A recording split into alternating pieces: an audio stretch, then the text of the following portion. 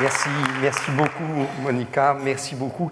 Je suis très heureux, très touché d'être ici parmi vous et d'être au Louvre, et que le Louvre ait accepté cette proposition que j'avais faite de représenter la figure tutélaire de François Le Lyonnais au travers de son œuvre maîtresse, disons, qui est la peinture Adora. Mais n'anticipons pas. Alors, avant toute chose, je voudrais d'abord remercier toute l'équipe de la médiation culturelle, donc Monica Petriamar, bien sûr, qui a accepté avec enthousiasme le projet. Le service est dirigé par Michel Anton-Pétry, que je remercie aussi. J'ai été assisté par Laurence Martin-Brenner pour la partie documentation, iconographie, et par Marwan Bounif pour toute la partie administrative. Alors, nous allons passer 1h30 en compagnie de François Le Lyonnais.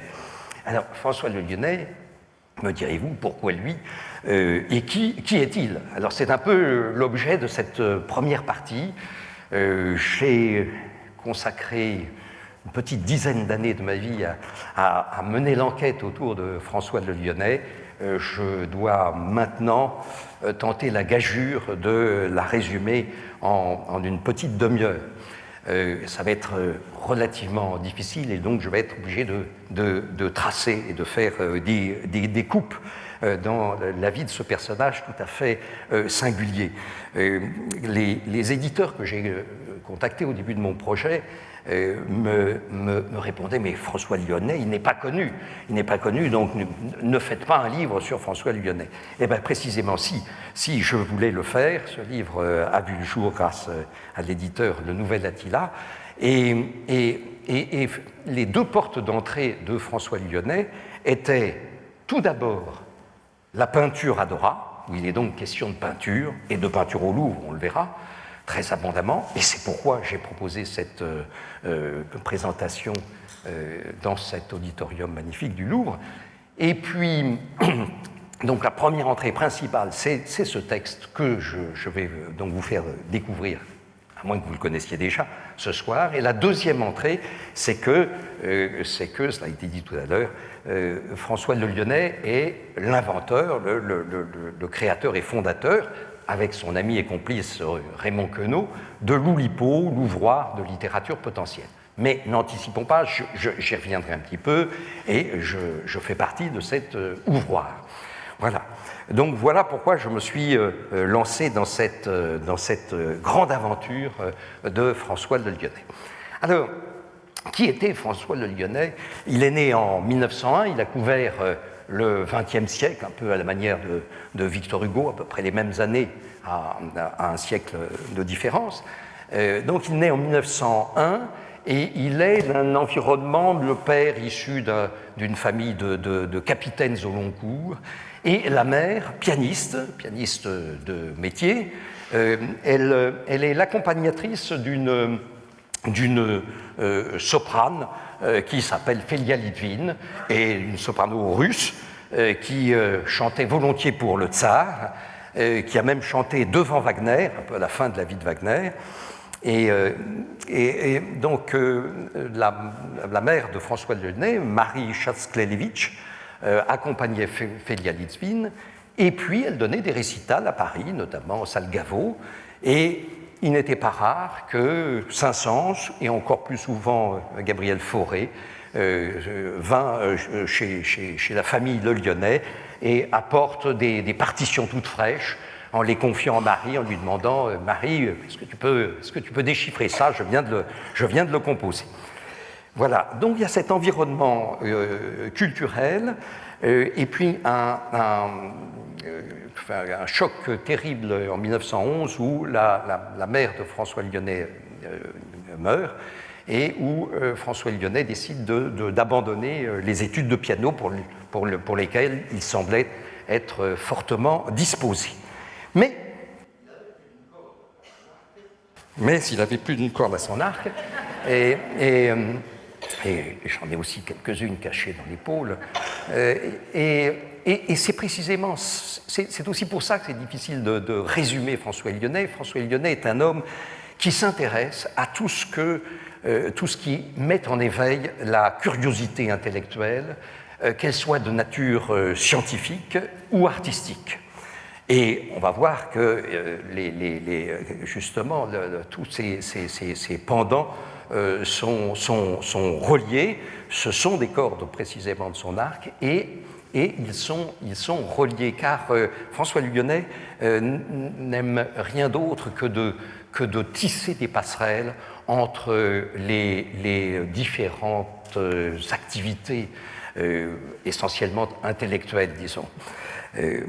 Et il n'aime pas que les choses soient cloisonnées. Alors si j'essaye de résumer, je peux dire que François Lyonnet est passionné et très compétent en matière d'échecs, en matière de mathématiques et de recherche mathématique, mais il n'est pas un chercheur mathématicien de métier, il n'est pas non plus un champion des échecs, il est un très bon joueur, il n'est pas un champion, et il est intéressé par les mathématiques. Au sein des mathématiques, il est intéressé par les nombres, il est intéressé par les arts, je l'ai dit bien sûr, mais je vais mettre de côté la littérature, qui est un pan énorme de sa curiosité, et des volets énormes de son immense bibliothèque, dont il prétendait qu'elle était pourvue de 20 000 ouvrages. Au sein de la littérature, la poésie est portée au nu par François Lyonnet. Il va s'y exercer sans être un poète professionnel, on va dire. Alors voilà, alors il y a des tas de mots qui sont un peu vilains pour ça. Il est éclectique, il est touche à tout. Vous voyez, ce ne sont pas des très, très beaux mots. Il avait trouvé le mot pour se définir lui-même. Il est disparate. Et même il incarne. Il se prétend le disparate, bien que disparate soit un nom, enfin quand il est nom, il est féminin. Voilà. Donc, mais il se présente lui-même comme étant le disparate François Le Lyonnais. Alors, je vais commencer, parce qu'il faut bien commencer par un bout, je vais commencer par les échecs. Alors, François Lyonnet a appris les échecs avec un oncle, mais très tôt, dès qu'il a 5 ans. Alors, j'ai retrouvé quelques documents concernant François Lyonnet dans les années 30. Et effectivement, dans les années 30, ce sont les dates de ses premières publications. L'ouverture française en 1935, les jardins de l'échiquier en 1936, et surtout les prix de beauté aux échecs en 1939. Qui vont asseoir certainement sa notoriété auprès du public amateur et professionnel d'échecs. Il prétendait, et je veux bien le croire, que tous les grands maîtres des échecs avaient déjeuné à sa table, à l'exception de Fischer.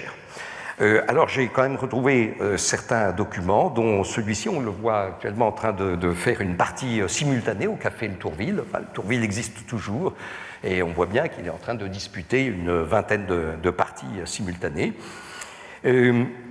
Par rapport à ce qu'il a dit sur les champions des échecs à sa table, eh bien voilà une photo, on est déjà beaucoup plus loin, en 1977, voilà une photo présentant François Le Lyonnais en compagnie de Mikhail Tal, ici à droite. Alors la photo n'est pas très très très bonne, mais et on reconnaît certainement très très bien Anatoly Karpov à gauche, devant le plat d'asperges, devant le catalogue d'objets introuvables de Jacques Carelman, membre de Loupimpo, l'ouvroir de peinture potentielle. Voilà, je vais m'arrêter là sur cette photo. Concernant les échecs, puisque j'ai dit tout est entremêlé, eh bien, François Le Lyonnais, pour son infortune, va être arrêté par la Gestapo en avril 1944, et il va se trouver d'abord torturé, puis ensuite emprisonné à Fresnes, et pendant 3 mois. 3 mois durant lesquels il ne cessera, 24 heures sur 24, d'être menotté par devant, avec un gros manteau qui va le gêner considérablement. Et il réussit par un tour de force, puisqu'il n'est pas censé parler, il est à l'isolement, il réussit à se faire connaître d'un officier allemand, à lui faire savoir qu'il est un spécialiste des échecs. Et à ce titre, il se fait apporter du papier et un crayon, une denrée a priori impossible à avoir en prison à Fresnes à cette époque-là. Et il a proposé à cet officier de lui écrire un traité des échecs. de mémoire, sans aucune, évidemment, documentation, car, et là je touche à une partie assez importante de la personnalité de François le Lyonnais, outre son côté disparate, François le Lyonnais est doté d'une mémoire exceptionnelle. Il est hypermnésique, il photographie des parties d'échecs qu'il peut donc réciter coup par coup et bien entendu aussi analyser. Il peut photographier des tableaux et les restituer, mais n'anticipant pas. Et il peut restituer des démonstrations mathématiques aussi. Et donc, par chance, nous avons pu retrouver les 9 premières pages du fameux traité des échecs, écrit donc entre les mois d'avril et juillet 1944 en prison à Fresnes, menotté. On peut peut-être dire que c'est un premier exemple d'écriture sous contrainte, je ne sais pas. Peut-être, bon. Mais n'anticipons pas, puisque l'Oulipo, tout le monde ne le sait pas forcément, mais ce est un groupe d'écrivains qui se particularise dans la recherche et l'invention de contraintes d'écriture. Alors, peut-être pas tout à fait un hasard si son inventeur et fondateur, François le Lyonnais, a été amené dans des circonstances tout à fait tragiques à écrire, menotter. Voilà, alors j'ai donc je montre ici les 2 premières pages. On voit qu'on devine le bouillonnement de son esprit. Évidemment, on ne peut pas analyser le contenu ici, mais on voit bien le bouillonnement par les ratures, etc. Et on reconnaît bien un papier en tête, enfin, c'est pas tout à fait en tête de la Wehrmacht, ce papier qui lui avait été fourni. Voilà, je m'arrête là sur les échecs et je passe à une deuxième partie. Une fois de plus, elles ne sont pas indépendantes. Il y a des liaisons, et il y a une liaison toute trouvée avec Marcel Duchamp, car François le Lyonnais rencontre Marcel Duchamp à la fin, enfin sans doute vers les années 1919, donc assez tôt, il devait être à peine étudiant. Début des années 20, il fréquente Marcel Duchamp, et ce qui les réunit, eh bien, ce sont bien sûr l'art et la pensée sur l'art, ce sont les sciences, puisque Marcel Duchamp est passionné de mathématiques, mais il n'est pas connaisseur. Mais les écrits de Marcel Duchamp montrent bien combien il est intéressé par la technicité. Et bien entendu, les échecs. Ce sont donc les échecs qui les réunissent. Voici par exemple l'affiche du championnat de France des échecs, parce que Marcel Duchamp était membre de l'équipe de France des échecs dans ces années-là, et il a réalisé l'affiche du championnat de Nice 1925. Ils sont tant amis, et ils passent des heures et des heures à regarder, à étudier des parties qui se jouent au cercle Caïssa, et ils sont tant amis que Marcel Duchamp offre à son ami François le Lyonnais, en 1934, il lui offre l'une des boîtes vertes qu'il vient de réaliser. Alors, je vais être obligé d'être concis, je pourrais parler pendant 1 heure de la boîte verte, et notamment de celle-ci, enfin de la boîte verte offerte par Duchamp à le Lyonnais. Cette boîte verte a pour titre « La mariée mise à nu par ses célibataires même ». Cette boîte verte, c'est le pendant de ce qu'on appelle le grand verre, ou la mariée mise à nu par ses célibataires même, cette œuvre imbriquée entre deux vitres qui se trouve actuellement au musée de Philadelphie et qui n'en bougera plus puisqu'elle a été brisée lors d'un transport. Enfin, il y a des répliques, il y a quelques répliques de par le monde. Alors, cette boîte contient une centaine de documents qui ont servi à élaborer le grand verre dans les années 10 et 20 jusqu'en 1923. Marcel Duchamp pense que pour faire le pendant du grand verre, eh bien, il est intéressant d'avoir une boîte. Et cette boîte est faite à 320 exemplaires, réalisée à 320 exemplaires, 300 ordinaires, on va dire, et 20 de luxe. Eh bien, François Lyonnais a reçu comme cadeau la boîte numéro 4 sur 20, donc une boîte de luxe. Je vais être obligé d'être un peu évasif.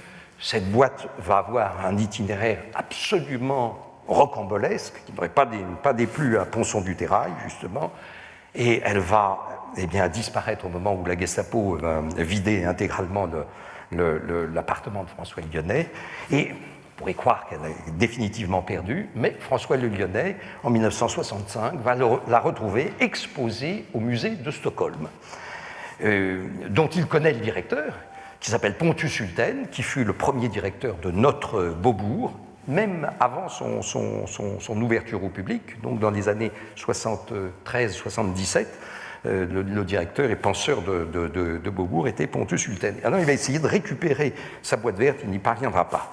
Et actuellement, cette boîte verte numéro 4 sur 20, dédicacée à François Lyonnais, circule quelque part chez un collectionneur privé. Je l'ai repérée, aussi vendue par Christie's ici ou là. Elle est donc probablement au Canada. En tout cas, elle y était il y a 10 ans au Canada chez un collectionneur privé. Voilà un petit peu, je vais montrer très rapidement la boîte verte, là on ne voit pas grand-chose. Et à l'intérieur des exemplaires grand luxe, eh bien, il y a une espèce de pochoir qui indique le nom du destinataire. Et heureusement, j'ai retrouvé le pochoir. Donc, vous voyez, le pochoir qui a servi, disons, le pochoir qui a servi à faire, qui a servi à Marcel Duchamp à indiquer la dédicace, au même titre qu'il a indiqué le titre de la boîte, la mariée mise à nu par ses célibataires même. Voilà. Alors, je passe à un nouveau volet. J'avais annoncé la poésie. Eh bien, Max Jacob est de loin l'aîné de François le Lyonnais, mais je ne doute pas que François le Lyonnais ait lu le Cornéadé, qui a dû paraître en 1917, et qui est un exemplaire de poèmes en prose tout à fait incongrus. Il y a bien vraiment un renouvellement de la poésie par ce choc dada auquel François Lyonnais était particulièrement attaché. Il se sentait certainement dada. Alors il était trop indépendant pour adhérer à un mouvement, mais en tout cas, il était dada dans l'âme. François de Lyonnais raconte qu'il y a eu des entretiens en 1976 en vue d'un livre qui n'a jamais vu le jour, en tout cas dans ces années-là. Et il raconte qu'il était très ami, poétiquement parlant, avec Max Jacob, et que très fréquemment, il apportait des poèmes à Max Jacob, qui les lisait, qui les commentait, et qui parfois biffait des mots ou en rajoutait d'autres. Et par chance, j'ai réussi à trouver un certain nombre, quelques documents assez exceptionnels. Voilà, un poème et un dessin de la main de Max Jacob, dédicacé à son ami François, et avec un petit poème en prose, justement très dada. Le chevalier se lève de son dais, il paraît en colère, habillé comme un troubadour. Or, ce n'était pas un chevalier, mais un simple dentiste qui allait à son travail. Voilà, on est tout à fait dans dada. J'ai retrouvé aussi ces quatre cartons que Max Jacob avait offerts à son ami François Lyonnais, une simple peinture comme ceci. Et que François Lyonnais, dans un geste peut-être un peu inhabituel, mais les a donnés à sa secrétaire, qui vit toujours, et qui les a fait encadrer, et qui les a réunis. Ils sont tout à fait invisibles, disons, du public, mais en tout cas, on les voit ici. Et puis j'ai trouvé le facsimilé de ce qu'avait annoncé François Lyonnais, c'est-à-dire un poème, et commencé par François le Lyonnais, du début, j'en connais parfaitement son écriture jusqu'ici, et achevé d'une dernière phrase par Max Jacob. Ça a été authentifié par Patricia Sustak de l'association des amis de Max Jacob. Voilà, si vous voulez, nous pouvons même peut-être le lire. Voilà. Je l'attirais habilement pendant la sortie des majors. Il était intrigué et inquiet légèrement de ce que dissimulait ma main droite. Je sais, lui dis-je à mi-voix, Ah, ne le niez pas, très cher, personne ne nous entend. Je sais que votre insatiable et nombreuse progéniture, et je sais aussi vos piteux salaires. Non, non, mon vieux, inutile, ne protestez pas. Et j'ai pensé, enfin, j'ai cru bien faire. Certes, j'ai dû la dérober, mais je prends tout à ma charge. Bref, c'est pour faire votre soupe ce soir, et la plus tendre bienveillance brillantait mon regard. Prenez, ne refusez pas cette modeste brosse. Une brosse à habits, c'est excellent dans le bouillon. Voilà, donc vous voyez la chute en rouge, et la rature comprise, est de la main de Max Jacob. Enfin, pas là, là, plutôt. Voilà. Alors, quelques illustrations. J'aime beaucoup cette photographie qui a été prise par Étienne Bertrand-Veil, très très grand photographe de rue de Paris, photographe des artistes parisiens juste après-guerre, des artistes de théâtre, et puis qui a inventé après des métaformes. Et cette figure n'est pas une métaforme, enfin une espèce de mobile en mouvement, de mobile qui lui sert à faire des photographies abstraites, de simples mouvements, mais c'est une surface du palais de la découverte. Il est évident qu'en tant que scientifique, François Le Lyonnais fréquentait beaucoup le palais de la découverte. Et donc voilà une belle photo de François Le Lyonnais au palais de la découverte.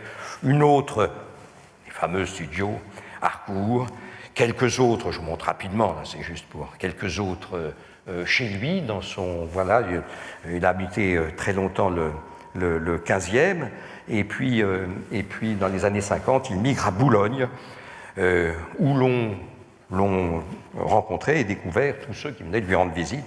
Il n'a plus jamais quitté cet appartement de Boulogne. Évidemment, sa bibliothèque. Voici une fameuse photo, enfin fameuse quand on connaît l'Oulipo, fameuse photo avec une réunion du groupe Oulipo en 1975, et l'on peut reconnaître, on peut reconnaître tout le monde, mais enfin bon, Italo Calvino ici, Harry Matthews. Et je vois ici aussi le jeune Paul Fournel, qui est l'un des rares, peut-être le seul de la photo à être présent ce soir dans la salle. Paul Fournel. Alors, nous avons bien sûr au centre, et en train de pérorer, nous avons François Le Lyonnais, son ami et cofondateur de l'Oulipo, Raymond Queneau, et puis de la deuxième génération d'Oulipiens, il y a bien entendu la figure légendaire de Georges Perec derrière, qui arrivait non pas juste au moment de la création en 1960, mais en 66 à l'Oulipo. Encore quelques photos, diapositives dans sa bibliothèque. Il aimait beaucoup faire tourner, disons, tous ces objets. On retrouve le catalogue des objets introuvables, mais bien entendu, on trouve les exercices de style, qui, bien qu'écrits avant l'Oulipo, sont une œuvre particulièrement oulipienne. C'est écrit avant la création de l'Oulipo. On retrouve un tableau de Magnelli ici, Alberto Magnelli, qui était un ami personnel de François Le Lyonnais. J'ai parlé, peut-être n'ai-je pas assez parlé de poésie. Je pourrais lire peut-être voilà le poème, le plus joli poème, enfin un jugement personnel, hein, écrit par Le Lyonnais à cette époque-là en 1923, dont le titre est Le mot. Le mot. Donc, il s'agit du mot que l'écrivain va coucher sur le papier. Devine-t-il son sort et que l'abîme de papier blanc au-dessous de lui comme un champ de neige souffre du creux qu'il doit remplir. Une angoisse pour se dissoudre, un nœud pour se relâcher, n'attendent que sa chute au centre d'une phrase. Il distille son agonie, le retard de l'offrande, il ne veut pas s'allier avant d'avoir été très désiré. Sa douceur est celle des cheveux blonds, il sera l'odeur de ce poème, il a décidé de mourir, ma plume creuse sa sépulture. Voilà, alors, avant de passer à la deuxième partie de la soirée, le cœur même, et qui justifie, disons, ma présence ici ce soir, le Lyonnais est au Parti communiste dans les années 30. Il est même secrétaire de cellule de son quartier.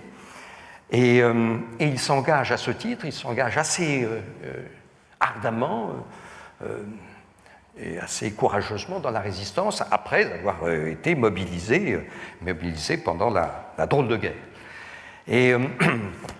Et donc, démobilisé, cette fois-ci, il s'engage dans la résistance, d'abord un peu tout seul, sans trop savoir, puis finalement il trouve un réseau, qui s'appelle le réseau Marco Polo, et il commence à œuvrer au sein du réseau Marco Polo. Il a une tête bien faite, c'est un bon organisateur, il met la main à la chose, il va détruire des transformateurs électriques, empêchant certains trains de circuler, et il continue sans peut-être prendre conscience du réel danger qui le menace jusqu'à son arrestation le 29 avril 1944 par la Gestapo. Alors, je suis obligé de reparler de cela parce que ça,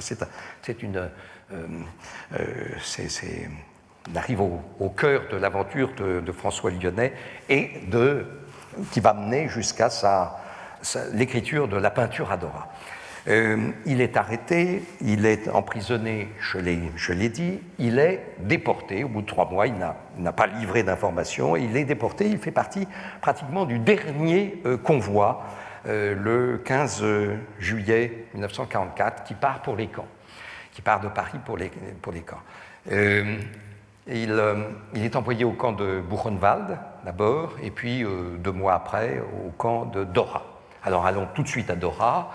À Dora, il s'agit d'une usine souterraine où les Allemands faisaient construire aux déportés les fusées V1 et V2 qui étaient censées leur asseoir la victoire contre les Alliés. Les V1 étant des espèces de premiers drones, à une époque où le mot n'existait pas, les V2 étant de leur côté l'ancêtre du missile. Et tout ça inventé par Werner von Braun, qui a été récupéré immédiatement d'après-guerre par les Américains qui l'ont embauché à la NASA. Mais à cette époque-là, il mettait la touche finale au V1, V2. Ça n'était pas encore tout à fait au point, et fort heureusement. Donc, à la fois, ça n'était pas au point, surtout la partie fondamentale qui est la tête de guidage. Les déportés essayaient, tant bien que mal, d'en détruire quelques-uns. Enfin, à la moindre tentative de pisser dedans, par exemple, comme le dit, non pas le Lyonnais, mais un de ses compagnons, ils étaient pendus aussitôt. Hein. Donc, le rôle de le Lyonnais, par exemple, en tant qu'ingénieur, à Dora, il était justement mis au cœur de la fabrication des têtes de guidage. Et son rôle de résistant consistait, à Dora, à déclarer comme bonnes les têtes de guidage dont il était sûr qu'elles étaient fausses, qu'elles étaient foireuses. Enfin, comme il le dit lui-même, au moins la fusée V2 n'atteignait pas la cible prévue par les nazis, mais enfin, elle tombait ailleurs, elle pouvait faire des dégâts tout autant. Voilà. Alors, il est dans cet enfer dont personne ne devait revenir vivant. Il y est resté jusqu'à la libération des camps en avril 1945. C'est déjà un exploit de rester vivant à Dora de novembre 1944 à avril 1945. C'est un exploit parce que les conditions sont abominablement dures. Le travail dure 12 heures par jour. Alors on est soit de jour, soit de nuit, et à ces 12 heures par jour se rajoute alors je ne sais pas exactement combien, 1, 2 ou 3 heures d'appel le matin, et autant le soir, les déportés étant appelés par leur numéro, en allemand bien entendu, et les Allemands recommençant au numéro 1 dès qu'il y avait la moindre erreur. Et ils sont quelques milliers, c'est un appel qui dure longtemps parce qu'ils sont Ils sont 20 000 à travailler sous terre, ils sont moins de 20 000, mais je ne sais pas exactement, autour de 10 000 à être déportés et à être debout sur la place d'appel, en attendant qu'on appelle leur numéro de matricule. Et donc, il faut occuper ces heures interminables. Et le Lyonnais, qui est à la fois un puits de science, on l'a compris, un puits de culture, et qui ne peut pas se passer de ne pas transmettre, de ne pas parler, et qui est très heureux d'avoir autour de lui quelques amis, disons, qui partagent sa condition, et notamment un jeune en lequel certainement François Lyonnais voit un fils spirituel qui s'appelle Jean Gaillard et qui ne reviendra pas de l'enfer, hélas. Eh bien, pour 2-3 personnes, 4 peut-être, enfin j'ai trouvé au moins 3 noms, disons, pour 3 de ses compagnons d'infortune, il va instaurer une université de Caen. Université de Caen. Et il va faire des cours.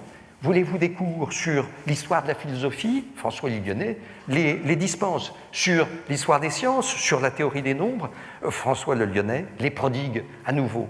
Voulez-vous un cours sur l'histoire de l'art? Mais bien entendu, et bientôt, mais je ne peux pas trop anticiper parce que je vais aborder la deuxième partie, et bien bientôt, très bientôt, François Lyonnais va parler de la peinture, de l'histoire de la peinture. Juste depuis les années 30, il fréquente très, très abondamment les musées. Non, je n'ai pas le temps de vous lire quelques passages sur les musées, peu importe, sur sa passion, son amour des musées, son amour de la peinture, son amour des tableaux, son amour pour les peintres.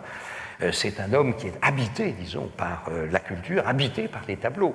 Les tableaux, il les porte en lui, il les a photographiés.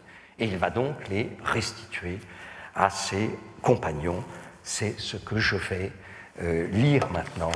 Deuxième partie, c'est la peinture adorable. Peut-être juste avant, oui, je peux juste montrer j'avais quelques cartes, c'est vrai.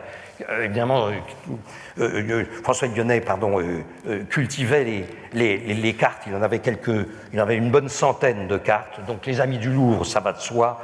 Direction des musées de France, effectivement, il est conseiller scientifique auprès des musées nationaux. À ce titre, il a cette carte. Il entre quand il veut dans tous les musées nationaux de France. Le faux dans l'art et dans l'histoire, c'était pour une exposition. Et puis des cartes plus fantaisistes, mais membre actif de l'association des Amis du Rat, bien sûr. Et puis, bien sûr, magicien de l'ordre des illusionnistes, François le Lyonnais. Voilà, alors on arrive à la deuxième partie.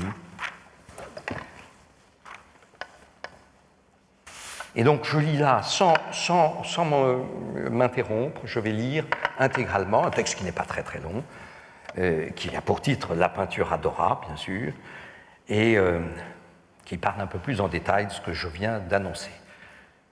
François Lyonnais a une mémoire exceptionnelle, il lui arrive néanmoins de temps en temps de se tromper de date, de nom.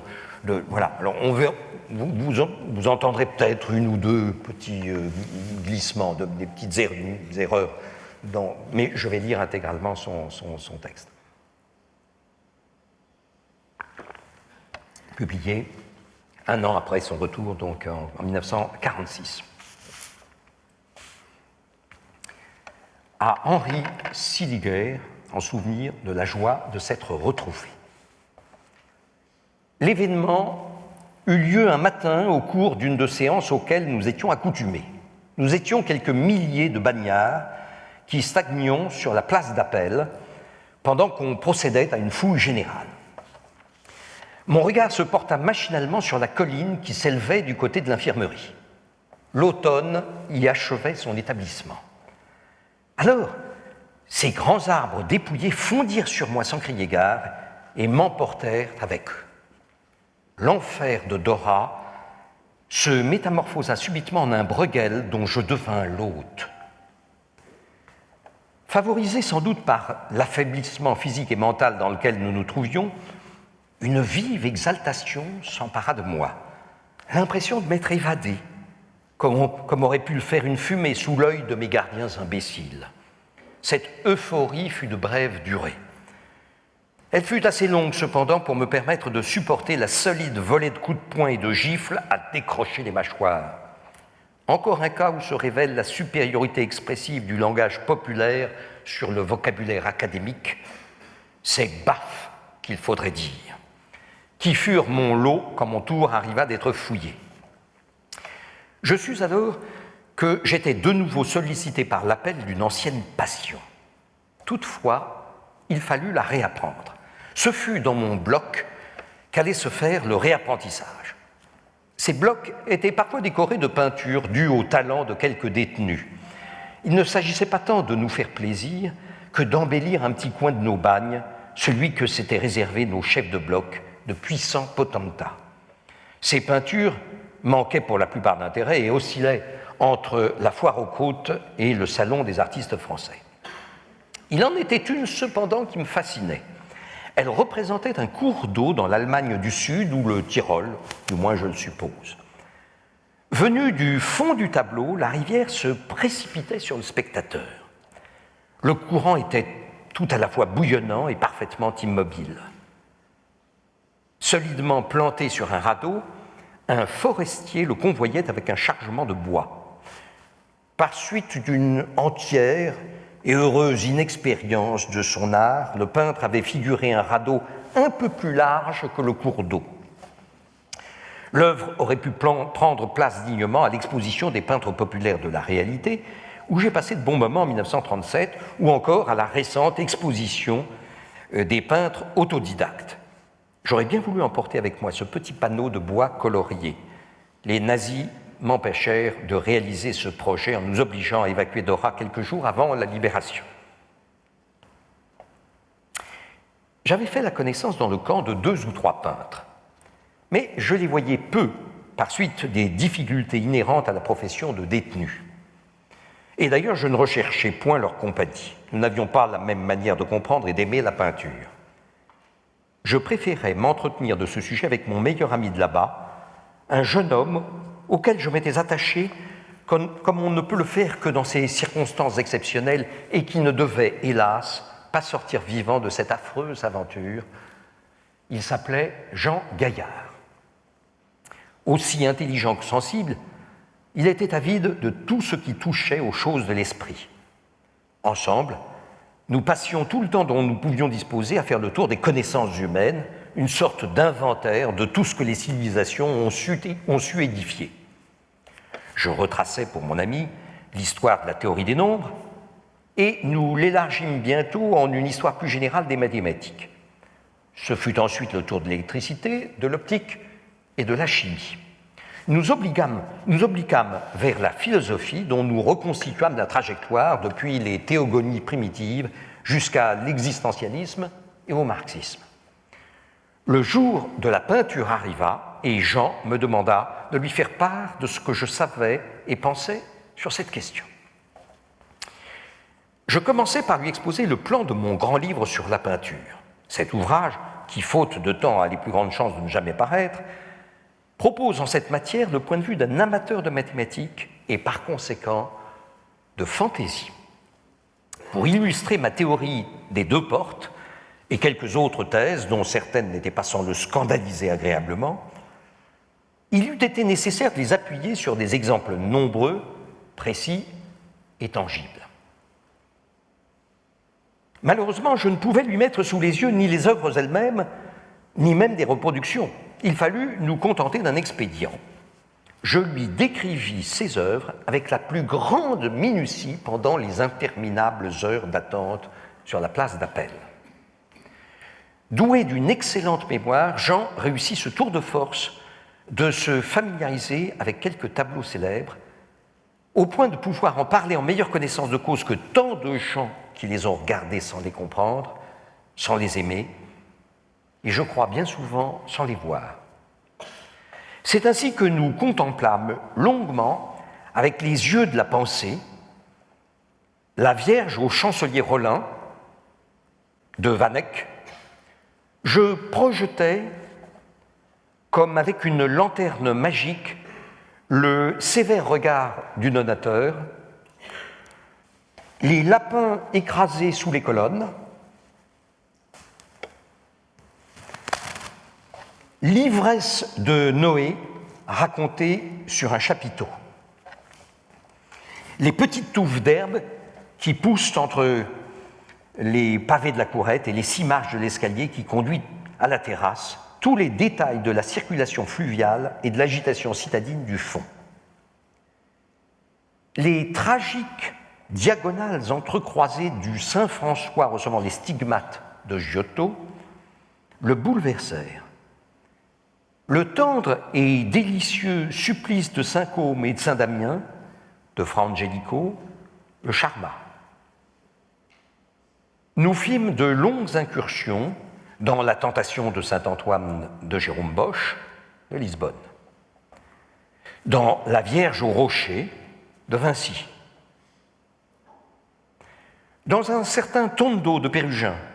Il est au Louvre et représente la Vierge entre Sainte Rose, Sainte Catherine et 2 anges, auxquels on n'accorde pas l'attention qu'ils mériteraient. Et surtout qu'on ne vienne pas m'opposer la fadeur indiscutable des figures, le problème est ailleurs. Dans La fuite de Sodome de Lucas de Lede, d'une si extraordinaire atmosphère d'apocalypse, dans La mélancolie de Dürer, dont nous reconstituâmes le carré magique en nous souvenant qu'il contient la date de sa création, 1514. Dans ce petit Véronèse du musée de Grenoble qui représente l'apparition du Christ à Madeleine et qui, s'il n'est probablement pas le plus remarquable des Véronèses existants, est en tout cas le plus magique que je connaisse. N'ayant pas revu encore ce tableau, je me demande si la robe de Marie-Madeleine est bien réellement telle et si féerique que je crois m'en souvenir. Pierre par pierre, nous construisions le plus merveilleux musée du monde. Ce faisant, nous avions fini par extraire de chaque œuvre un détail seulement, parfois 2, infiniment plus sonores, plus lourds et plus justes, plus vrais que la misérable réalité qui nous broyait sans nous convaincre. La kermesse de Rubens nous livra la petite jalouse du premier plan à gauche et aussi à droite ce prodigieux passage du tumulte humain au mélancolique apaisement de la nature. Nous dérobâmes sa grappe de raisin à la fécondité de Jordaens. Le petit âne du buisson de Ruysdael, la nappe miraculeuse des pèlerins d'Emmaüs. Nous pénétrâmes, le cœur battant, dans la chambre qui est à l'arrière-plan des Ménines. Nous réinventions chaque tableau, inquiet de dire avec de simples mots ce bonheur insolent dans la couleur des femmes d'Alger, le fleurissement sensuel du moulin de la Galette et la préméditation de chacune des 1000 touches apparentes de la maison du pendu. Il me fut relativement plus facile de ressusciter des œuvres d'un contenu plus richement affectif comme La charmeuse de serpent du douanier Rousseau ou Le fou en transe de Klee. Je crois avoir rendu mon camarade quelque peu amoureux de cette précieuse jeune fille qui, sur la gauche de l'embarquement pour Cythère, nous tourne presque le dos et engage avec une charmante décision son bras dans celui d'un jeune gentilhomme pour l'entraîner vers la nef en partance. Je profitais de ces rectangles que Poussin a disposés derrière son autoportrait du Louvre pour légitimer ceux assez différents, bien sûr, de Braque et de Mondrian. La mariée mise à nu par ces célibataires même de Marcel Duchamp surprit beaucoup mon ami. Il marqua plus d'empressement à conclure alliance avec la horde de Max Ernst Il est vrai que l'atmosphère de Dora était plus favorable à ce dernier tableau. Ainsi armés, nous aurions souhaité nous engager plus avant dans le roman des lignes et des couleurs, mais il ne nous fut pas possible d'avancer plus loin. C'est à peine si nous pûmes évoquer le graphisme tendu des Paul-Agulot, les éclairages artificiels de Georges de la Tour, ces harmonies colorées où je crois trouver l'indice que Véronèse a vu l'ultraviolet, et cette géométrie des peintres de la vérité qui leur fait introduire dans certaines œuvres de véritables systèmes de coordonnées cartésiennes, figurés par exemple par des oiseaux ou par des mains dans les tableaux que j'ai déjà cités de Van Eyck et de Vinci. Pourtant, mon vagabondage ne se bornait pas aux toiles plus ou moins connues et consacrées. Je réservais pour ma méditation solitaire certaines évocations qu'il m'aurait été trop long de justifier. Par exemple, ces innombrables mauvais, très mauvais tableaux qui ornent les salles à manger et les salons de quelques-uns de mes amis aux relations. J'y fais parfois de curieuses découvertes au cours des voyages d'exploration que j'y entreprends lorsque la conversation devient suffisamment générale pour que je puisse m'en abstraire à l'insu de mes hôtes. Ou encore, telles affiches obsédantes dans mon souvenir, comme celles des opticiens Lissac, qui nous représente une jolie dame au souriant visage rongé d'une lèpre mécanique. À notre première reprise de relation, dans le métro, je lui fis un petit clin d'œil complice. Vers cette époque, nous fûmes brutalement séparés, mon camarade et moi, par un changement d'équipe, et je dus finir seul l'étape suivante. Elle consiste en une sorte de jeu que je pratique depuis des années et dont je suis friand. Il s'agit d'établir entre deux ou plusieurs éléments des communications, ou encore de greffer sur l'un des éléments prélevés sur un autre. Par exemple, je projette d'excitantes baigneuses de Fragonard au beau milieu de l'enterrement d'Ornans. Et je laisse tous ces bonnes gens se débrouiller entre eux. Ou bien j'attire dans une même pièce le comte d'Ottière, d'Antonello de Messine, et le buveur du bon boc. Puis, je m'en vais sur la pointe des pieds, je fais un double tour et j'observe les réactions par une petite lucarne secrète. Ainsi faisait-elle le docteur sadique avec ses victimes. Ou encore, je transporte un paysan de Louis le Nain au milieu du couronnement de Marie de Médicis. Et j'étudie ses impressions. De telles confrontations sont généralement pleines d'enseignements. C'est ainsi que l'on s'aperçoit que malgré d'indiscutables différences d'éducation, la Goulue et la famille Bellelli communient avec la même ferveur dans le culte de l'argent. Un Christ de Grunewald regarde avec un certain étonnement un Christ de Régny, comme s'il s'agissait d'un autre que lui-même. Et par contre, la Vierge de Botticelli, celle du musée de Berlin, se retrouve comme un miroir dans la Vénus marine du même peintre. Je ne procède pas toujours par contraste, et je ne me compte pas, bien entendu, de faire des expériences sociales, quoique cet exercice soit bien intéressant et révélateur de quelques-unes des racines les plus profondes de la peinture. À l'occasion, je me repose dans des paysages plus nuancés, par exemple, en échangeant les petits pages qui sont l'un et l'autre à droite du Saint-Ferdinand du Gréco et d'Alof de Vignacourt du Caravage, ou en faisant égarer un chevreuil de Courbet dans un sous-bois de Théodore Rousseau. Les dialogues de nature morte sont eux aussi captivants, mais d'une réalisation souvent difficile. Il est aisé de dérober à Chardin sa petite pipe et de la dissimuler sous le coussin de la dentelière. Par contre, il me semble quasi impossible de rien ajouter ou retrancher à cette certaine nature morte de Cézanne. Je pense notamment à ces quelques pommes qui furent jadis exposées à l'orangerie dans la grande salle ovale, au fond, à gauche de la porte.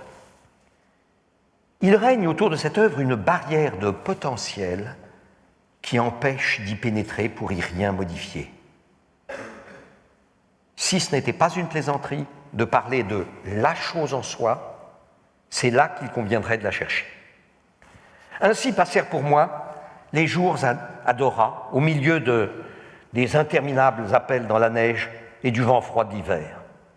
Rompu maintenant à mon jeu, je n'avais plus guère besoin d'étoiles peintes par ces peintres pour créer mon univers de formes et de couleurs.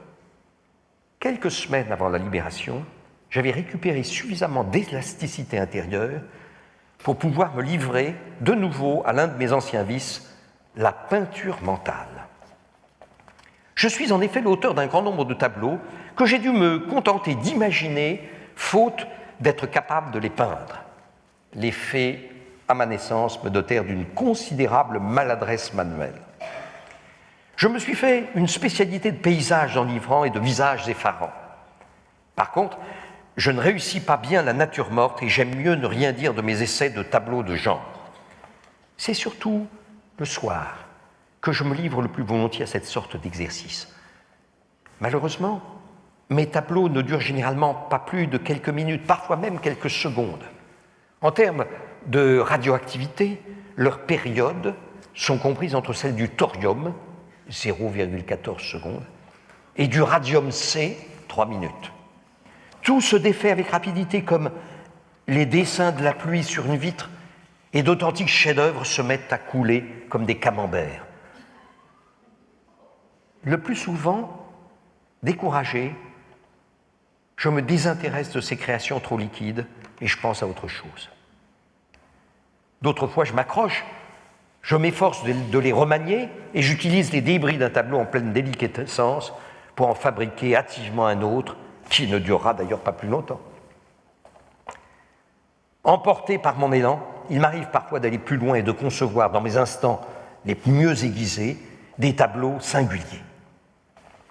Ce sont des œuvres d'une espèce qui ne serait plus guère humaine et dont les sens et la technique correspondraient à ces domaines ensorcelés dans lesquels nous n'avons pu pénétrer jusqu'ici qu'au moyen de notre intelligence mathématicienne. Je rêve à des fresques qui comporteraient des pôles à l'infini, à d'autres dont les lignes seraient des fonctions sans dérivée, à d'autres encore multivalentes dont la complexité ne se pourrait débrouiller qu'au moyen de sortes de surfaces de Riemann, à 1000 sortilèges aussi peu sérieux.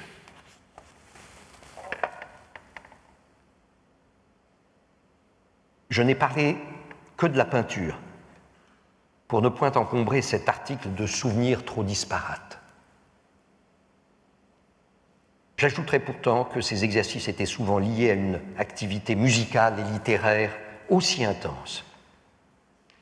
Où êtes-vous, souvenir de la Passacaille de Bach, jouée au cours d'une désinfection particulièrement redoutable, du quintet pour clarinette de Mozart, dont les volutes argentées s'enlaçaient au thème infect de la dysenterie, du 11e quatuor de Beethoven, grondant sa révolte au lendemain d'une série de pendaisons particulièrement bien réussies, et de toutes ces angéliques visitations de poètes, Shelley, Rimbaud ou Édouard, qui se firent plus pressantes au moment de la grande fin.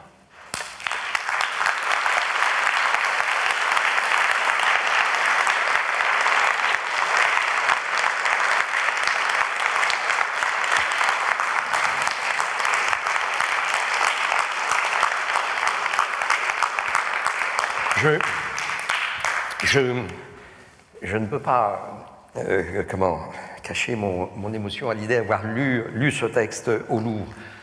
La plupart, enfin, pas la plupart, mais un grand nombre de tableaux qui ont été évoqués figurent au Louvre, et c'est là même que François Lyonnais est venu, non pas les regarder, mais même les contempler, s'en imprégner et les garder en mémoire. Alors, nous allons bientôt passer à la troisième partie, mais peut-être juste pour soulager un petit peu, disons, attention. Mais juste auparavant, s'il y a une, deux, trois questions, pas plus, concernant, je ne sais, François de Lyonnais, le thème de la soirée, vous pouvez les poser, c'est maintenant que ça se fera, parce qu'après, dans la troisième partie, et puis on s'arrêtera là. On s'arrêtera là. Bonsoir, monsieur. Merci beaucoup pour cet exposé qui retrace la figure d'un homme exceptionnel. Et je voulais vous dire que mon père, Jacques Blanco, était aussi à Dora. Votre père comment? Mon père, Jacques Blanco, était aussi à Dora. Il a eu la chance de revenir et il a rencontré à Dora un homme extraordinaire qui est devenu son ami, qui s'appelait Maurice de Lapentière. Qui était un peintre, bien sûr, exactement. Maurice de Lapentière, disparu il y a 5-6 ans. Alors, je parle pour eux, pour leur mémoire, la mémoire de, évidemment, François Le Lyonnais, mon père Jacques Blanco et Maurice de Lapentière. Merci beaucoup. Merci à vous de ce témoignage. Je dois ajouter que par coïncidence tout à fait ultime, le régisseur... l'un des régisseurs de ce soir me signale que son grand-père était à Dora et qu'il y a un livre qui est paru en 2017 sur le témoignage de son grand-père. Je dirais aussi que Marie-France Reboul a beaucoup travaillé, qui est en principe présente dans la salle, a travaillé sur les témoignages picturaux, donc des dessins, des tableaux, les croquis faits par des rescapés, et parmi lesquels figure bien sûr Maurice de Lapentière. J'avais juste envie d'entendre quelques mots sur la création de l'Oulipo, puisqu'on parle de Lyonnais. Oui, alors j'ai fait, évidemment, comme la personnalité, merci de cette question, la personnalité de Lyonnais est tellement vaste qu'il m'a été difficile de la réduire à une demi-heure tout à l'heure. J'ai donc fait un peu l'impasse, puis je voulais arriver à Dora. J'ai donc fait un petit peu l'impasse sur l'Oulipo, qui est pourtant ma deuxième et légitime entrée vers la personnalité de François Le Lyonnais. Alors, François Lyonnais rencontre Raymond Queneau en 1943, pendant la guerre, justement, pendant la période de résistance. Il le rencontre pour lui commander un article dans le livre, le grand ouvrage que lui a commandé Jean Ballard, le directeur des éditions des Cahiers du Sud, une revue poétique, mais Jean Ballard a commandé à François Lyonnais un livre sur l'histoire, sur l'état des mathématiques à mi-parcours du XXe siècle. Ce sera les grands cahiers les grands courants de la pensée mathématique, et qui ne verront pas le jour dans ces années-là, 43, mais du fait de la guerre, mais disons en 48, et de la déportation, mais en 48. Mais c'est à l'occasion de cet ouvrage de mathématiques auquel Queneau a contribué, que la rencontre s'est faite. De la même manière avec Le Corbusier. Ils se sont rencontrés dans les mêmes circonstances, à peu près à la même époque, et l'amitié avec Le Corbusier, une amitié franche et solide, qui va donner lieu à diverses publications. L'amitié avec Queneau est un lien indéfectible et qui ne s'éteindra qu'avec la mort de Queneau en 1976. C'est-à-dire 8 ans avant celle de François Le Lyonnais. Donc c'est une amitié extrêmement forte, et François Le Lyonnais qui a beaucoup réfléchi aux contraintes, aux passerelles, je l'ai évoqué, aux passerelles entre mathématiques et passerelles possibles entre mathématiques et littérature, par le biais des structures, commence à formaliser, à proposer à son ami Queneau, en 1960, de constituer un groupe de réflexion sur les objets littéraires, sur les formes possibles de s'exprimer. Ce groupe ayant pour vocation à répertorier ce qui a été fait dans le passé, mais surtout à inventer de nouvelles formes d'expression littéraire. Voilà. Alors, des formes d'expression, des poèmes à forme fixe, par exemple, des procédés d'écriture, des procédures, et, si on veut essayer de résumer en un mot, des contraintes littéraires. Voilà, donc l'Oulipo est inventé en 1960. L'Oulipo n'invente pas les contraintes, n'invente pas le lipogramme, mais l'Oulipo se concentre sur toutes les formes nouvelles d'expression, se disposant seulement à mettre dans la palette du futur écrivain un stock de couleurs plus vaste, c'est tout. C'est le propos de l'Oulipo, c'est de proposer à l'écrivain potentiel de nouvelles formes, de nouvelles manières de s'exprimer, de ne pas se borner à tout ce qui a déjà été inventé, l'alexandrin, le sonnet, mais d'utiliser aussi des formes plus inhabituelles. Voilà. Et l'Oulipo naît en 1960. L'Oulipo se cherche pendant les premières années. Il y a des comptes rendus qui l'expliquent très bien, qui sont publiés, qui expliquent très bien les tâtonnements de l'Oulipo, qui est gardé de main magistrale par François de Lyonnais, qui est le premier président, jusqu'à ce qu'il s'éteigne en 1984. Il va rester le président de l'Oulipo. L'actuel président est Paul Fournel, qui est donc présent sur la photo et présent dans la photo que j'ai montrée tout à l'heure.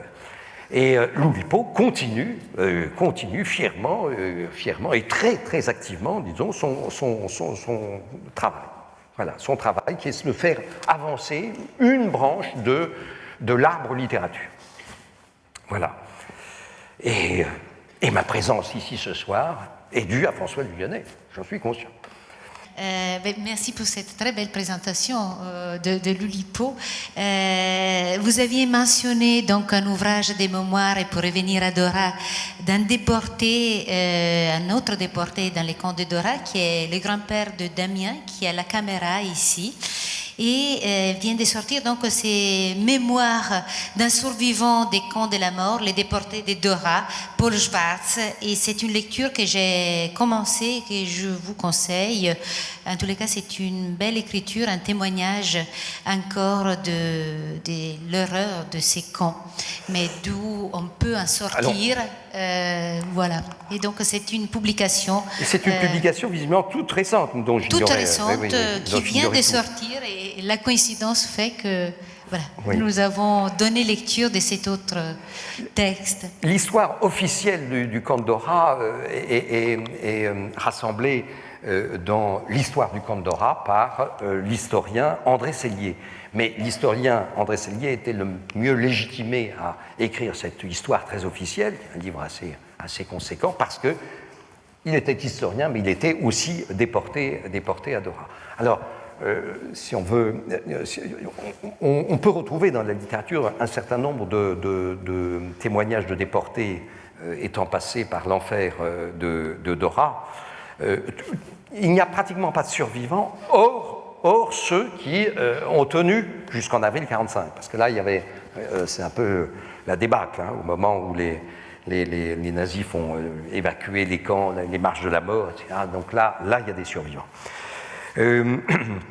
Donc là, il s'agit d'un témoignage ponctuel, mais ce qui m'a fasciné dans la peinture à Dora, c'est cette manière de parler du camp, enfin de ne pas parler du camp, disons, de ne parler que de peinture en évoquant le camp de Dora. C'est toute l'originalité de ce texte. Alors pour la troisième partie, j'ai choisi quelque chose d'un peu plus ludique, volontairement, mais très lié à tout ce qui précède.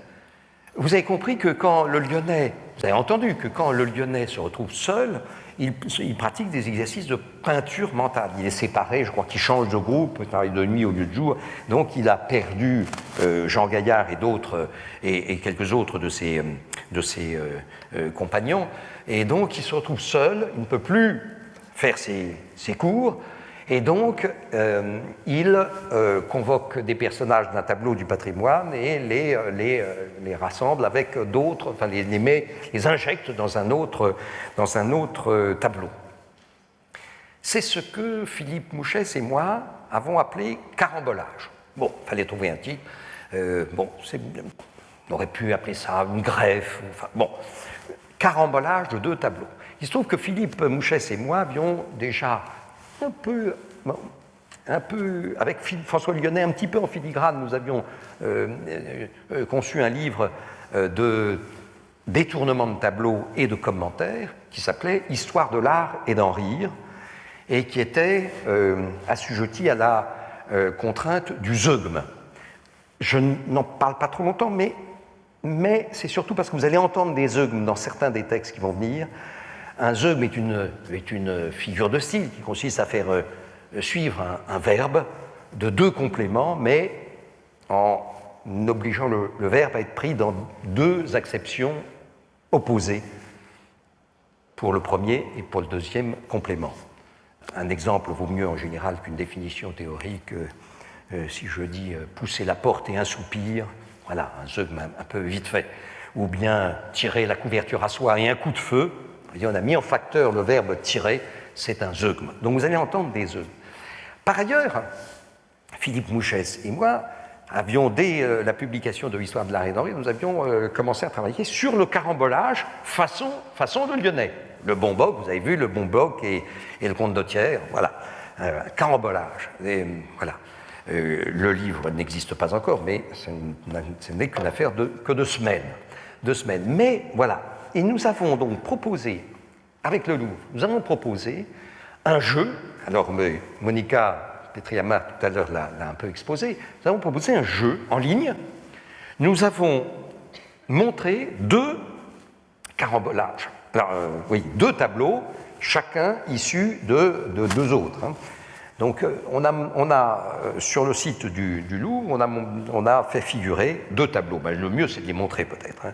Voilà. Alors, celui-ci n'est pas un carambolage, c'est un tableau de Jacques-Louis David représentant Madame de Récamier, qui s'appelle Juliette Récamier. Je le dis parce que ça va être important pour la suite. C'est un tableau qui date de 1800. Et voici maintenant le jeune mendiant de Bartolomeo Esteban Murillo, qu'on appelle parfois le jeune pouilleux, puisqu'il est probablement en train de s'épouiller. Voilà. Donc le jeune mendiant ou jeune pouilleux, et qui date de 1650. Alors, en combinant les 2 tableaux, donc je viens de vous montrer Madame de Récamier et le jeune mendiant, avec les crevettes, hein, les crevettes qui vont, avec la cruche, le panier, tout ça va avoir un petit peu d'importance. Nous arrivons à ce carambolage qu'a conçu Philippe et dessiné, qu'a conçu Philippe Mouchès, et qui figurait sur le site depuis le début août, début du mois d'août. Première proposition. Deuxième proposition de carambolage, le philosophe de Rembrandt, ou philosophe en méditation, il y a plusieurs titres autour de, ou bien intérieur avec Toby et Anne. Alors le malheur, c'est que, mais c'est comme ça sur le site aussi, hein, le malheur, c'est que, bon, voici le philosophe qui est Toby, c'est un personnage biblique, et c'est Toby avec Anne ici, mais le malheur, c'est qu'on ne voit pas du tout que c'est sa femme, ni même pas du tout que c'est une femme qui est en train de tisonner dans l'âtre, avec un grand escalier en colimaçon au centre du tableau. Alors là, bon, juste un petit problème de reproduction, mais je le dis parce qu'il va y avoir quelques allusions tout à l'heure à ces personnages. Voilà. Bon, Toby est devenu aveugle parce qu'il a reçu une fiente d'oiseau dans l'œil, dans les yeux, et donc il est devenu aveugle, et il envoie, c'est l'épisode biblique, il envoie son fils récupérer une dette auprès d'un parent.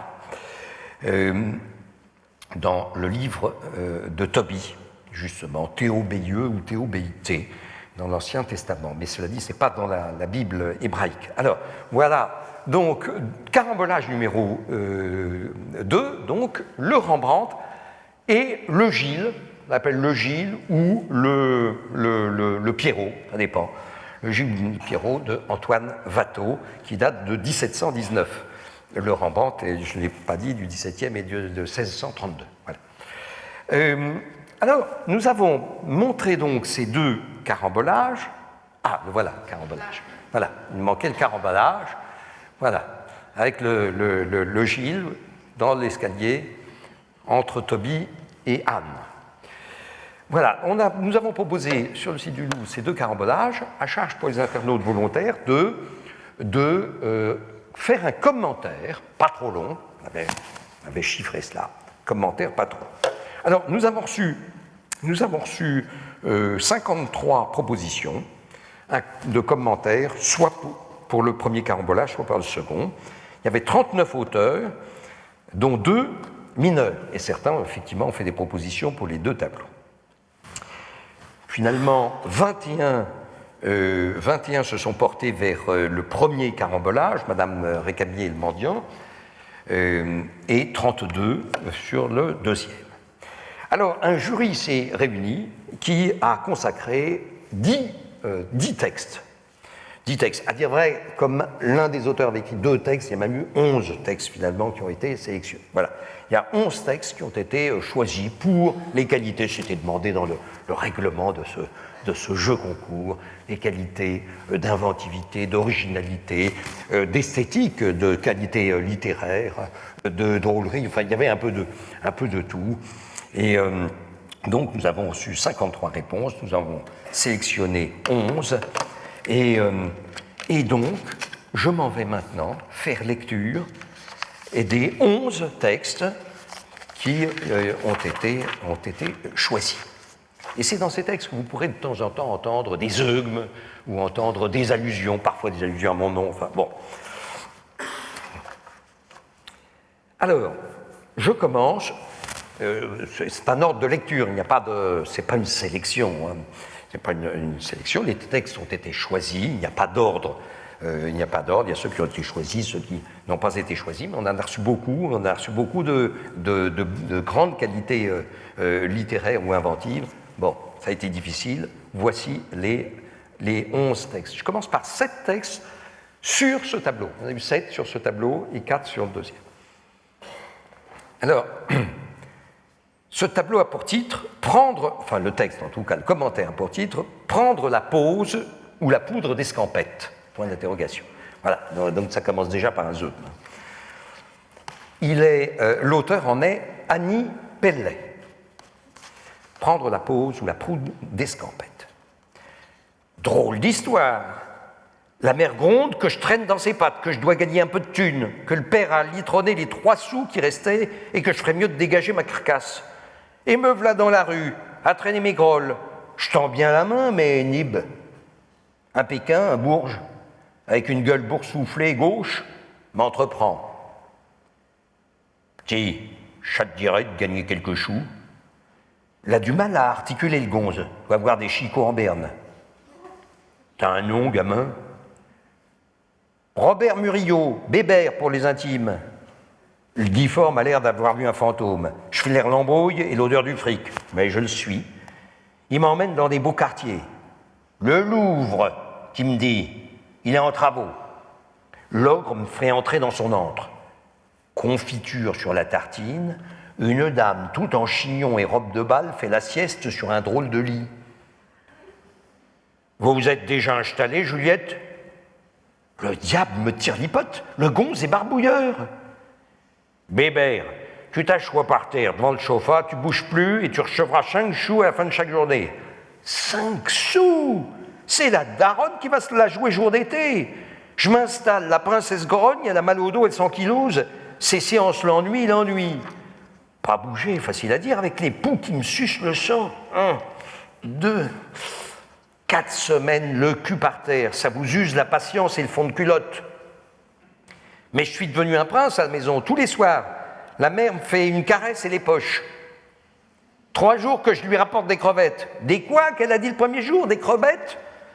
Mais elle croque tout, je les décortique dans la journée, et mine de rien, je remplis mes poches. Aujourd'hui, il y a de l'orage. La Récamier fait sa pain-bêche, elle se lève d'un coup, se gratte la tête et crache. Jacques-Louis, j'ai tout supporté, les poux, votre lenteur, mais alors là, votre petit salopio qui sent l'égout maritime, j'abandonne. Je crois bien que je viens de perdre mon boulot.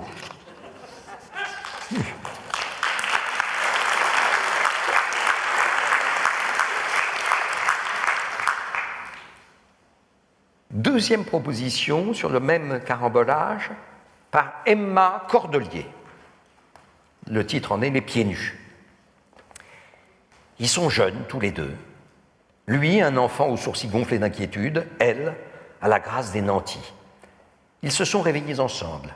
Le mendiant avec son corps recroquevillé, son triste panier de pommes plâtreuses et ses crevettes décortiquées au pied d'une méridienne où pose, alanguie, la très belle Madame Récamier. Quel ravissement avoir un peu de compagnie. Je vous en prie, appuyez-vous sur mon sofa. Muchos gracias. Depuis mon arrivée au Louvre, les gens s'apitoient. Et le pauvre petit par-ci, quel gamin malheureux par-là. C'est d'un vexant à la fin. Maintenant, ils veulent juste se prendre en photo à côté de moi. Ils cliquent et à peine un regard, ils me quittent sans un mot. Grand Dieu, il est vrai que vous êtes de facture un peu fruste. Votre Murillo n'a pas lésiné sur la matière. Et vous, caramba, quelle transparence! Votre peintre vous enveloppez dans un jus de térébenthine. Je devine vos épaules sous la dentelle. C'est autre chose que mes lambeaux de jute. D'où viennent ces odeurs? Les crevettes, sans doute? Mais où sont vos souliers? Des chaussures, pourquoi faire? Mes pieds sont si cornés qu'ils en sont indolores. Depuis que je suis dans le tableau, ils restent terreux, gris vert. Impossible de mieux susciter la compassion. Une pomme? Merci, non, elle semble poussiéreuse. J'ai l'estomac quelque peu délicat. Curieuse coiffure, on dirait des serpents morts descendant de votre bandeau. Mais enfin, vous n'êtes pas au courant, c'est la grande mode pompéienne. Mes pieds sont nus aussi, David a caché mes chaussons. Pompéi reprend le petit mendiant rêveur en traquant quelque insecte dans ses guenilles. À la fin de la journée, ivre de mots, ils se taisent presque épuisés, en viennent à regretter une solitude confortable. Madame Récamier commence à se gratter. Toujours digne, mais un peu lasse, elle espère secrètement que le petit mendiant et ses puces retourneront cette nuit au département des peintures espagnoles.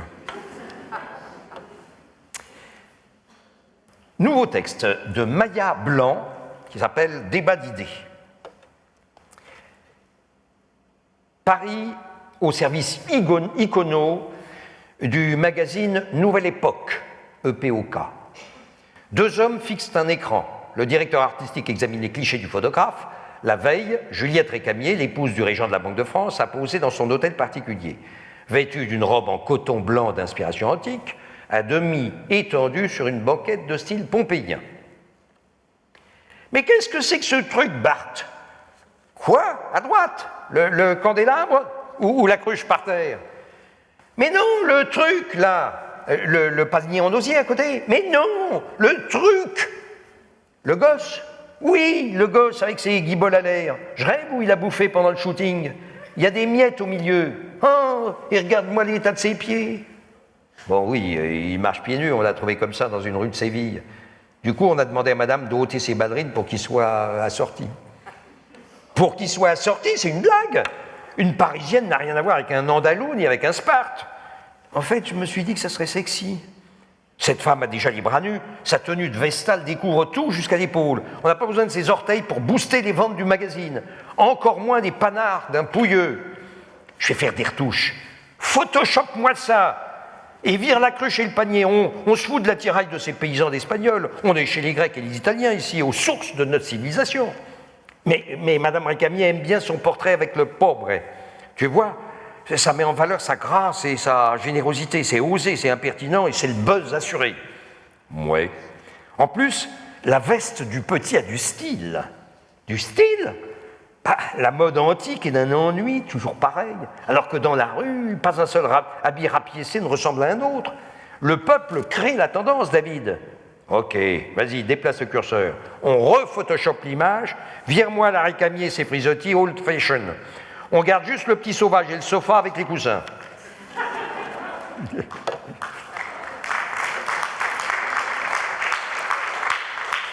Louise Caron. Autre proposition, Louise Caron. Mesdames, messieurs, get a move on, avanti, adelante, mi if sondai kodasai. Croupions-nous. Tout le monde voit bien, frappez. Cette huile sur poêle mesure 1,74 m au garrot sur 2,24 m dans la longueur. Elle fut teinte par Jacques-Louis David en 1800. Non, madame, pas Jean-Louis David, Jacques-Louis. Naturellement, je suis pur, j'ai des mottes. J'ignore, madame, s'ils sont apparentés. À ma droite, on semble dire que oui. Monsieur au fond confirme. Au pan pour moi. On ne peut pas tout l'avoir. La controverse est close. N'en faisons pas toute une maison. Le portrait fut réalisé en position semi-étendue sur une chaise longue pour des raisons médicales. Juliette de Récamier pouffait à l'époque d'une sciatique. Elle ne vidait guère son hôtel particulier de la chaussée d'Ampin, entourloupé d'une nuée d'adorateurs dont Lucien Bonaparte et Benjamin Constant, qui par parenthèse ne l'étaient pas tant que ça. Vous eûtes que ce tableau rond avec les portraits en général, en maréchal également, plus resserré sur la binette des modèles. David crée ainsi un effet de distance, la Verfremdung, comme on dit outre-Rhin. Ce procédé consiste à rendre le personnage insolite, bizarre. Vous avez dit bizarre et vous avez raison. Oui, vous faites bien de le signaler, monsieur. On ne rend le personnage que si on l'a pris d'abord. Mais continuez si vous le voulez bien. Cette pose antique met en avant le gras du bras. Pour la petite histoire, on raconte que Juliette de Récamier, s'énervant de la lenteur de David, ait commandé un second tableau à François Gérard.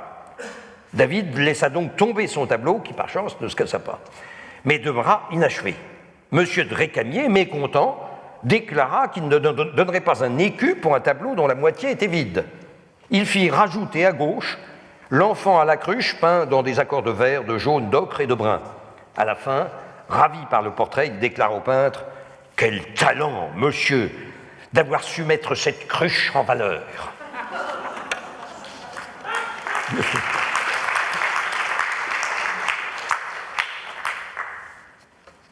Marie-Hélène Vernet nous propose ceci. Autre interprétation. Pour fuir sa contrée de désert et de soif, le petit David Murillo a bravé tous les dangers, rencontré de bien mauvaises gens. Il a traversé 3 mers, 2 continents et 6 océans avant d'aborder une plage quelque part chez nous. Malheureusement, ce qui restera pour lui son premier pays d'échouage ne veut pas de lui.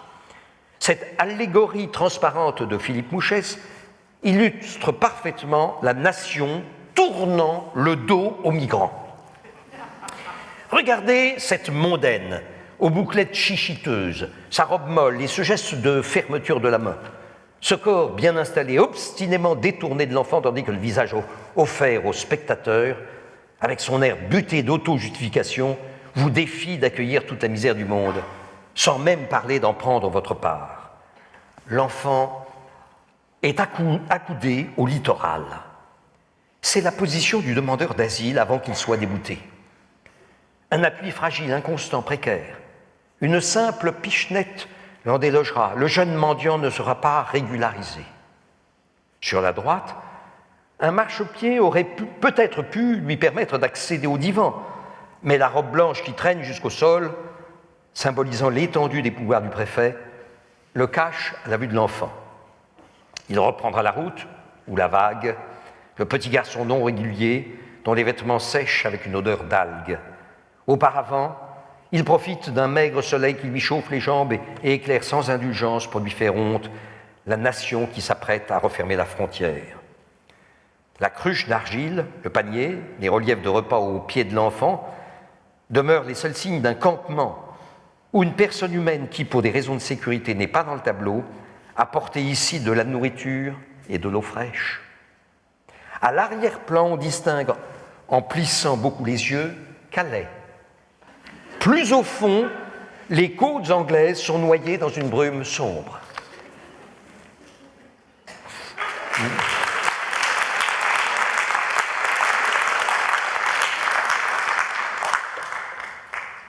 Frédéric Bach nous fait cette proposition. Le petit Récamier, depuis que madame a décidé de m'adopter après sa sortie chez le bas peuple des Halles, tous les visiteurs de son salon ont donc ces mots-là à la bouche. Et qu'il est mignon, le petit Récamier, et qu'il ressemblerait presque à sa mère adoptive. Laisse-moi me prendre en selfie avec toi, et avec ta mère, ça sera encore mieux. Et cette brave Juliette qui pense peut-être encore qu'ils n'ont Dieu que pour moi, alors que ses regards torves sont bien plus dirigés vers sa gorge opalescente, son visage diaphane, ses petits pieds marmoréens. Mais moi, entre 2 épouillages, je fais celui qui ne voit rien. Je ne suis pas sûr d'ailleurs d'être le seul à agir ainsi. C'est que Juliette aime bien tous ces messieurs qui viennent chez elle. Elle prend des poses lascives, joue la mijaurée, s'extasie sur son petit mendiant sauvé du dénuement et de la médiocrité grâce à elle. Alors, je profite autant que faire se peut de ma nouvelle condition. Les selfies, avec moi seul ou incluant madame? Regardez les tarifs. Désolé, je ne suis pas sur les réseaux sociaux, il faudra venir au salon pour me rencontrer. Ne vous inquiétez pas pour le parking, j'ai embauché un voiturier, il garera votre cabriolet, il nourrira votre cheval. Ce sera avec supplément par contre. Et évitez les vaticinations, Juliette est très sensible aux ondes négatives. Je ne sais pas qu'elle soit stupide, mais c'est son romantisme qui s'exprime. Je sais que quelques cyniques argueraient que la frontière entre les deux peut parfois être ténue, mais je ne saurais les laisser dire ça. C'est ma mère quand même, même si elle est adoptive. Par contre, je peux vous laisser en intimité avec elle, moyennant quelques subsides, bien sûr, surtout si vous avez d'assez vilaines pensées. Bon, je sais depuis peu que c'est mon nom écrit au bas de son assurance vie.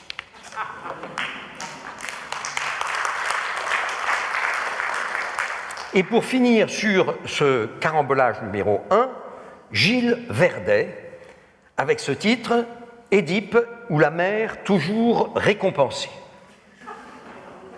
La mère toujours récompensée. Amalia est une belle femme et une bonne mère, aimante et attentionnée. À Sigmund, son fils aîné, elle ne refuse rien, quels que soient ses caprices. Ainsi, chaque matin, il la contraint à s'allonger sur la récamière du salon et raconter en détail ses rêves nocturnes. Le rituel est quotidien. Il s'assoit, il s'allonge, il l'écoute et l'exhorte à tout énoncer sans retenue ni censure. Il adore ça, baisse le menton et se tait. Ou juste l'encourage d'un mot, tel un mendiant affamé d'amour. Parfois même il murmure « Oh oui, ouvrez-vous à moi, mère, encore, encore. » Pour lui plaire, elle fabule, associe à des idées triviales des fantasmes insensés que son fils content prend pour argent comptant. Il arrive même qu'elle invente des scènes sexuelles avec son vieux mari. L'enfant n'en reste pas mari pour autant. Il vient d'avoir 7 ans et il sent monter en lui la vigueur d'un désir inconnu. Quelque chose qui gonfle étrangement son bas-ventre, autant que sa colère envers son père Jacob. Une pulsion meurtrière irraisonnée qu'il plonge dans un abîme de culpabilité. Et un bain de jouissance inavouée. Sigmund bande. Et découvre son érection soudaine avec l'étonnement d'un découvreur des mystères anatomiques. Il a fallu toute la délicatesse de David Murillo, l'artiste franco-hispanique, pour peindre avec autant d'élégance le paroxysme du sentiment amoureux. Tout y est subtilement suggéré. Les postures, les regards et les accessoires témoignent de l'embrasement passionnel. Les joues d'Amalia, empourprées par l'effarement orgasmique de ce qu'elle donne à entendre. L'enfant penché sur l'étrangeté de son entrejambe. Et la symbolique clairement explicite des objets qui viennent illustrer et appuyer la tension érotique. Le candélabre aux dimensions phalliques exagérées et la cruche comme représentation puérile du sexe féminin. C'est une œuvre complexe, aurait écrit le célèbre Oville Yarson dans son essai analytique « Histoire de l'art et du niard ».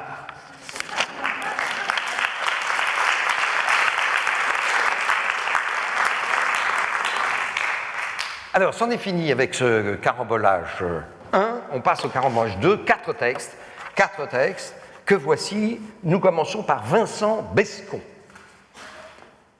Quand Gilles apparut, Jean et moi vaquions à ces activités habituelles qui, par force de répétition, donnent à une scène cette impression d'immobile mouvement propre aux peintures. Lui s'affairant comme un forçat quelque mortel labeur dans le coin le plus sombre de notre chambre, et moi, assis près de la fenêtre, m'employant à saboter ses élans en m'adonnant à l'une de ces rêveries colorées dont, paraît-il, j'ai seul le secret. Gilles, que tout le monde s'accordait pour je ne sais quelle raison obscure à appeler Pierrot, se tenait debout au milieu de l'escalier menant d'un bout à l'autre de nulle part. C'était comme s'il était planté au cœur d'un décor qui ne lui appartenait pas, mais cette incongruité avait quelque chose de bienfaisant, presque salvateur. il portait cette sorte d'uniforme blanc de Céruse que je lui avais toujours connu et qui lui donnait, plus encore ici et maintenant, cet air fantomatique. Je le présentai alors à Jean, expliquant que l'on s'était rencontré il y a longtemps dans l'atelier de Watteau, pour lequel il posait alors. J'en profitai pour prendre des nouvelles du peintre et ne fus guère surpris d'apprendre qu'il restait obstinément muré dans son silence depuis 2 siècles. Estimant que la mort n'était pas une excuse suffisante, je ne pus m'empêcher de trouver cet entêtement légèrement exagéré, notant que même les guerres avaient la décence de ne pas s'éterniser à ce point.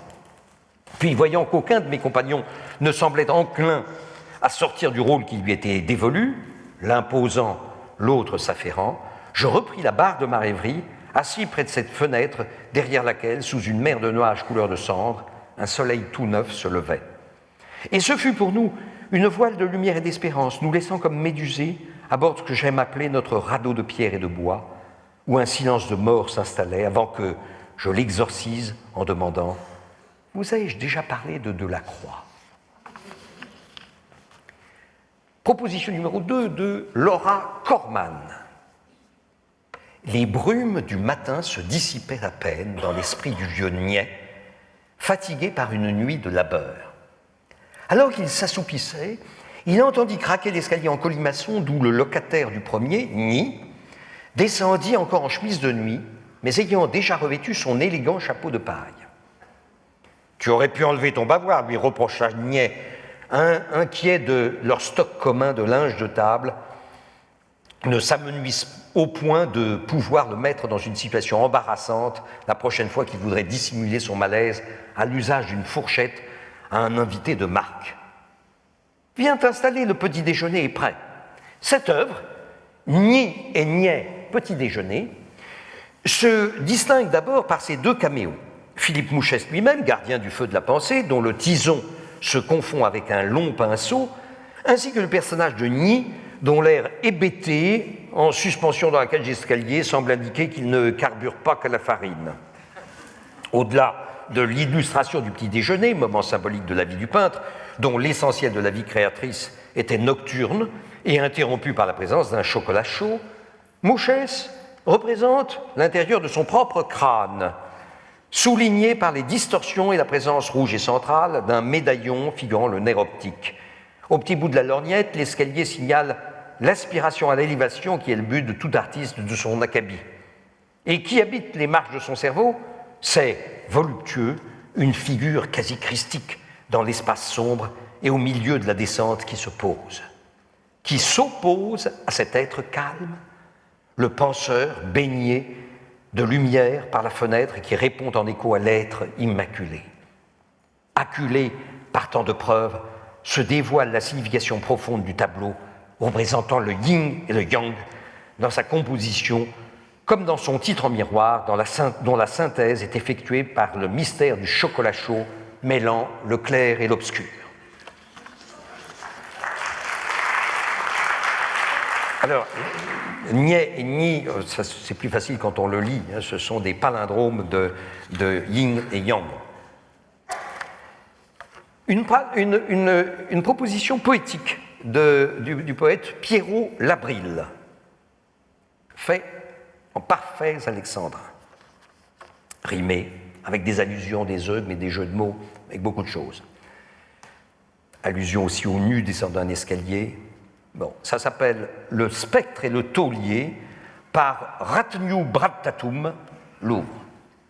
Bon, Ratenu Brattatum, c'est moi qui l'ai trouvé, qui l'ai deviné, c'est une anagramme de Rembrandt-Watteau. Ça n'était pas fourni par le poète. Voilà, le spectre et le taulier. Voix du spectre en surplomb, doyen des patriarches, le vieux compte répondre et le nombre de marches. Fort la sobriété d'occulte décorum, descendons l'escalier et 5 bières de Rome.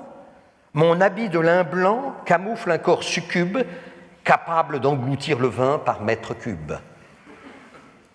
Las, riposte l'ancien, ma gargote est à sec, on n'y boit que de l'eau, mes paroles avec. À supposer d'ouïr supplémentaire jeûne, les heures du taulier qu'ont rembarré les jeunes. Ici, souvent il pleut, mais toi, tu n'as pas plu? Je cache un cou trop long sous ce menton poilu. Que n'as-tu rehaussé ton col d'une ou deux broches pour essuyer les vers, non plus les reproches? J'ai pris 30 râteaux des brues du monde entier qu'un manche advint fatal qui brisa mon dentier. Prétexte à m'adjuger bonus d'affront saumâtre, même la gouvernante attachée à mon âtre me rhabille de fric et de froc au bazar, ne coup du nez jamais, bouillira le falzar en mélangeant ma soupe à son jus de semelle. Non mais dis donc, alors de quoi il se mêle? Il me souvient d'un ogre à ta place méchant et tout nu descendant un écolier du champ de sa pétoire et du poupon dont la carcasse vrilla comme au manège en batave ducasse. L'ombre et le détraqué, dragon et maquereau planent sur cet autel, pour seul jour mon carreau de fenêtre aux confins d'une hélice nocive. Se pleurant, le taulier recrache sa gencive, artefact au râteau gâté de malfaçon. Or, le spectre figé dans le colimaçon sardonique déjà s'ennuie.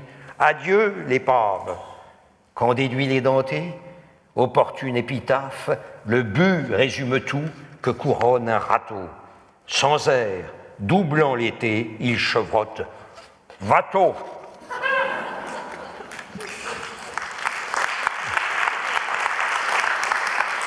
Et enfin, pour finir, la méditation rend sourd, eh bien, c'est du même Gilles Verdet qui nous avait tout à l'heure parlé d'Amélia, la maman de Sigmund.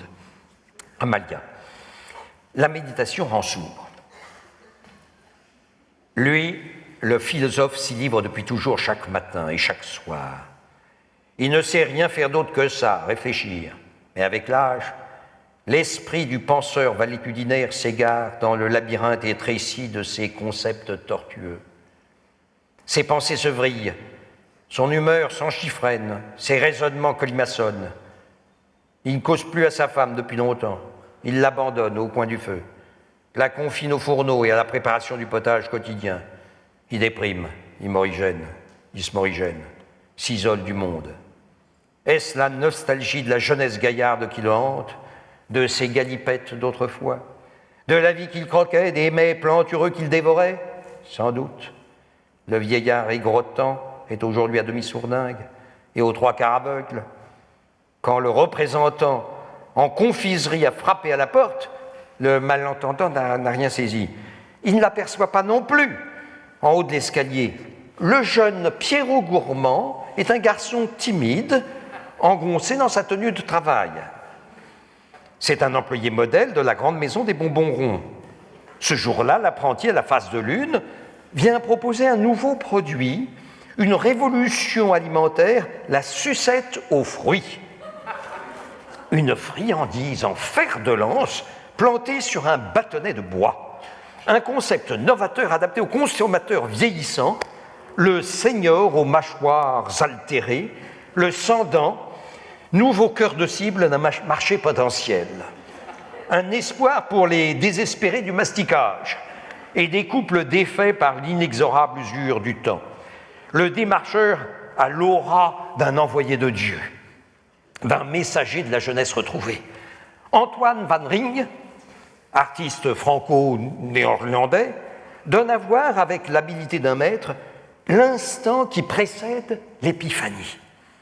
Les clairs-obscurs appuient la cécité mentale du vieux quand la blanche du colporteur renforce l'éclat de sa figure biblique. Ce tableau part en sucette, a ironisé Oville Larson, le critique d'art à la dent dure, dans son célèbre pamphlet « L'esprit des lois et de l'escalier ».